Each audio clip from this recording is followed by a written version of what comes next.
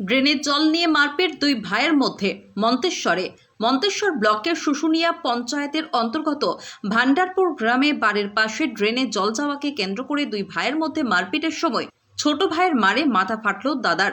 বৃহস্পতিবার ঘটনাটি ঘটেছে মন্তেশ্বরের শুশুনিয়া পঞ্চায়েতের ভান্ডারপুর গ্রামে।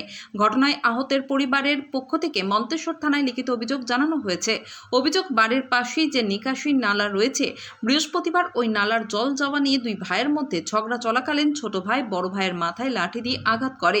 পরিবারের লোকজন আহত অবস্থায় তাকে উদ্ধার করে প্রথমে মন্তেশ্বর হাসপাতালে নিয়ে যায়। আঘাত গুরুতর থাকায় তাকে বর্ধমান হাসপাতালে স্থানান্তরিত করা হয়েছে। আহত ব্যক্তির নাম মাজিবুল শেখ, ছোট ভাইয়ের নাম আজিজুল শেখ। উভয়ের বাড়ি ভান্ডারপুর গ্রামে।